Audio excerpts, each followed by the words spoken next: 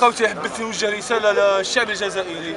اليوم خرجنا، عندنا هدف هو اسقاط النظام. هذا النظام ما عندوش شرعيه، يروحوا يختنا، يروحوا عند يماهم فرنسا، ما من تيوتا الغاز هذاك اللي زادوا الدواه يدفاو به، معليش يدفاو به. روحوا اختونا برك، خليونا حنا نبنيو الجزائر. الجزائر ماشي ملككم، ماشي تاعكم، حنا ماشي تاعكم هكذا.